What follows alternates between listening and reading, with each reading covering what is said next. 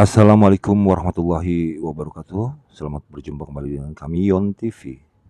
Kali ini kami akan membawakan informasi dari Biro Kepegawaian Organisasi dan Tata Laksana, yaitu dari Kementerian Pekerjaan Umum dan Penata Ruang atau disebut dengan PUPR. Baik, Bapak-bapak dan Ibu-ibu sekalian, sebelum saya melanjutkan informasi ini, yang belum subscribe, mohon untuk subscribe biar channel kami semakin hari semakin berkembang. Baik, Bapak-bapak dan Ibu-ibu sekalian, di sini PUPR yaitu akan mengusulkan formasi P3K. Ya, kita lihat apa informasinya ya. Dengan ditetapkannya Peraturan Pemerintah Republik Indonesia Nomor 49 Tahun 2018 tentang manajemen pegawai pemerintah dengan perjanjian kerja atau disebut dengan P3K, maka terbukalah kesempatan kepada seluruh warga negara Indonesia untuk menjadi aparatur sipil negara.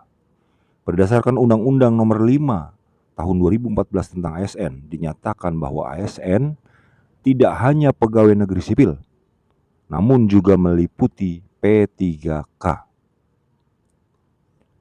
P3K sendiri ialah WNI yang memenuhi syarat tertentu, diangkat berdasarkan perjanjian kerja untuk jangka waktu tertentu dalam rangka melaksanakan tugas pemerintah.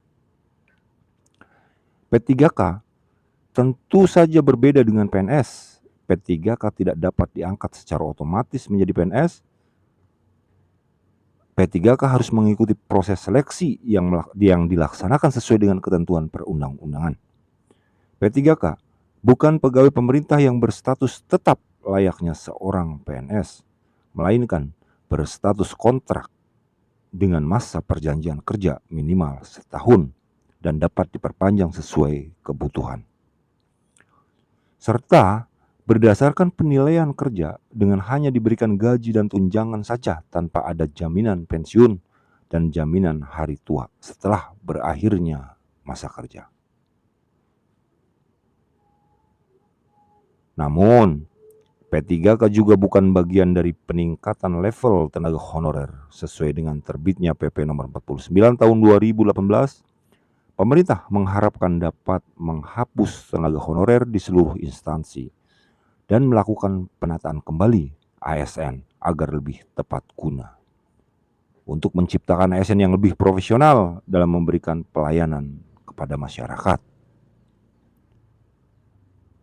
Saat ini melalui beberapa instansi, pemerintah sudah membuka rekrutmen untuk P3K yang secara teknis dilakukan seperti teknis penyusunan rekrutmen calon pegawai negeri sipil atau CPNS dengan mengikuti ketentuan sesuai dengan peraturan yang berlaku.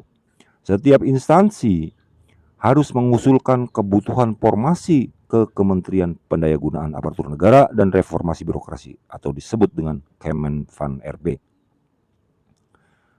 dan ke Badan Kepegawaian Negara untuk memberikan pertimbangan teknis pada Kemenpan RB terkait kebutuhan formasi tersebut.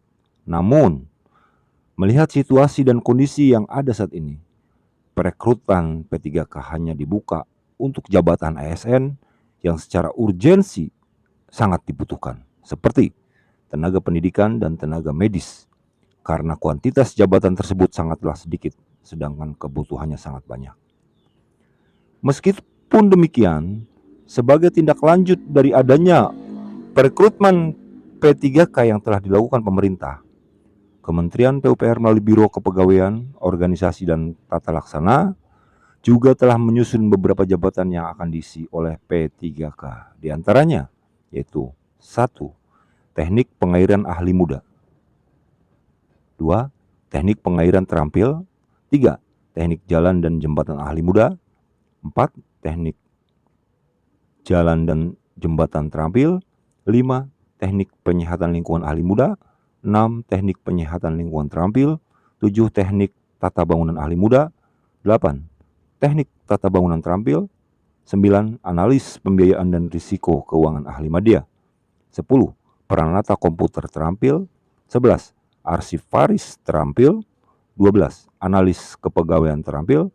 13. Bidan terampil. Dan 14. Radiografer terampil.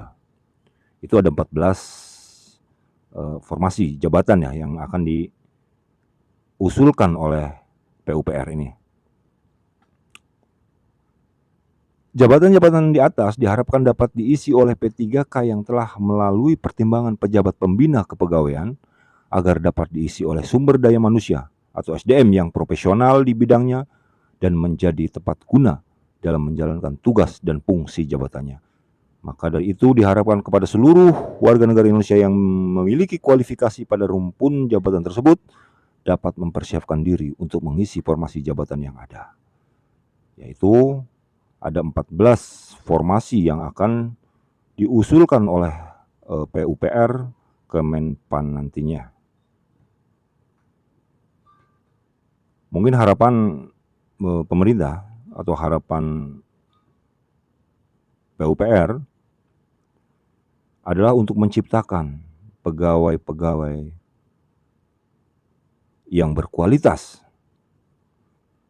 Bukan saja seorang pegawai yang datang jam 7, duduk manis di kantor, ngopi, nunggu absen, lalu pulang.